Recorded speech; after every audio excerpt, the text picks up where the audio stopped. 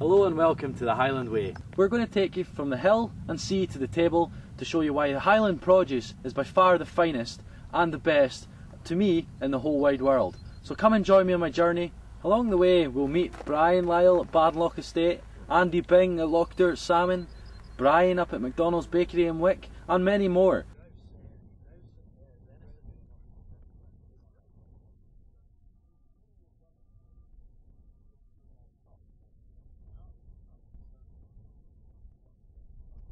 Now, Andy, we're here at the, on the horizon here. We're just having a wee look. Could you just explain to me this area and what you actually do with this piece of water here? These are lochs that we have licensed to farm in. These have been farmed by us and the company before us for about 30 years. They're some of the oldest salmon farming areas in Scotland. We farm in the lee of those islands over there, but we're actually looking at empty sea because this is a fallow year. Okay. We have a unique system whereby we farm for the 2-year sea cycle, and then we leave the loch for a year to completely let it regenerate with wind and tide.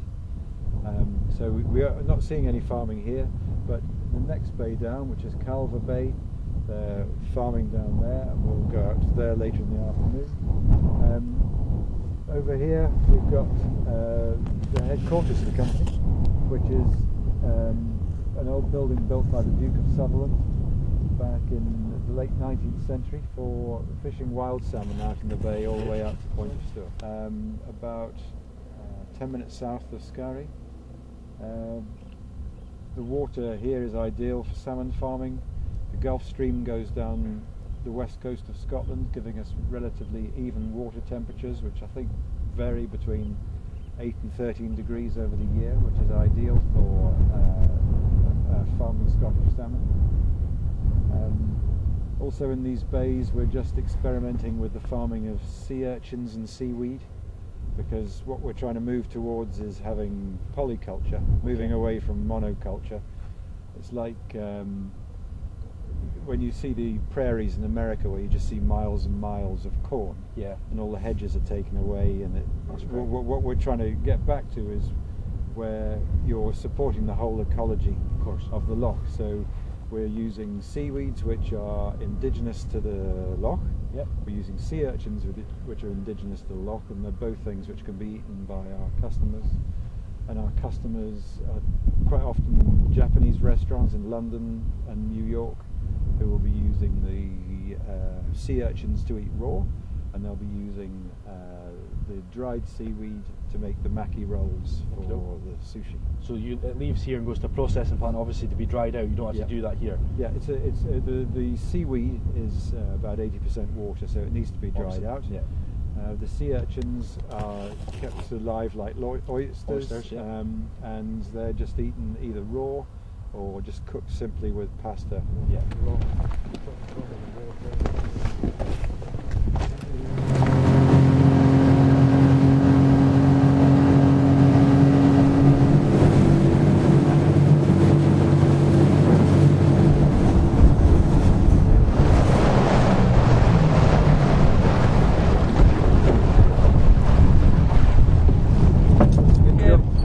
Down here now, and we're on one of the fish farms, and I was just going to explain to us generally about how many fish are in here and what the farm's all about. Okay, this is our Calver site. It's in its own bay. We're all on our own here. It's just there's no houses or industry or factories near us. Completely clean water, ideal for fish farming. The fish that we've got in the pens around us are going to be ready for harvest by about Easter, which means they're about 4 kilos, 8 to 9 pounds. Okay. In the whole bay we'll have about 200,000–300,000 of these salmon, because our customers are expecting us to provide salmon twice a week, every week of the year. And we also export some of our fish, so there's a demand from France, Germany and even America. The salmon we have here are fed on a diet which is created by us for our fish.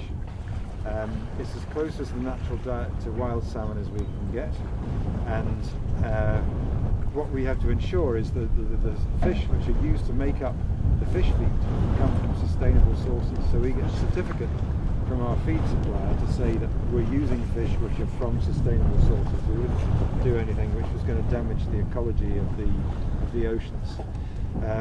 The salmon that we're raising, because we're an independent farm supplying the best hotels and restaurants around the world, we have a responsibility to supply salmon which tastes as best as it can. Of course, yeah. We're taking a bit longer to grow it.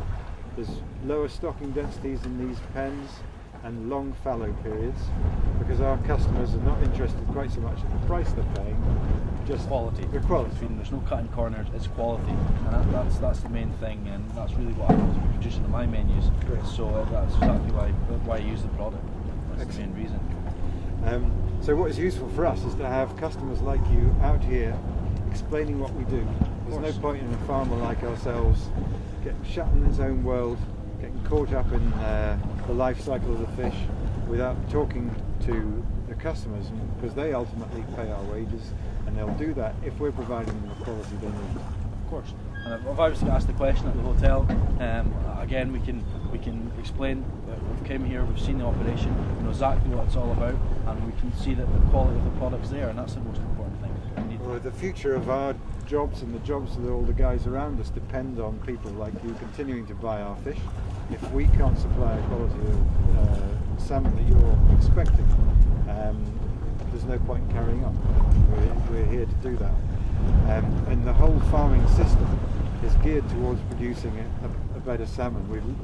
We have many years of experience in farming fish. As I said earlier, it's one of the oldest farming sites in Scotland, and we've looked at every aspect of our operation, from its quality aspects, its environmental impact, and also we're looking very keenly at the welfare of the fish, because we are responsible as farmers that these fish spend their lives which are as good as they can be within the farming environment.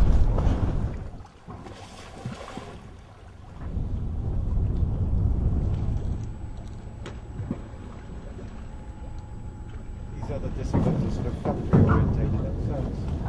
Again, like James here as well. I mean, he's been with the hotel for 4 years. You know, he's only 19 now, so it's good for him to come and see some of this as well. I'm going to get him. He's done quite a bit. He's done a fair bit to promote the hotel, which I suppose is his job. Oh, they're all neat. Yeah.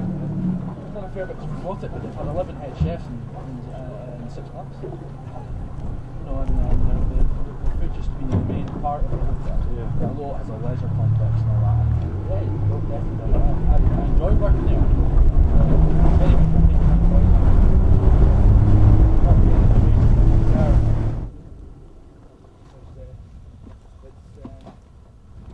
Especially last year.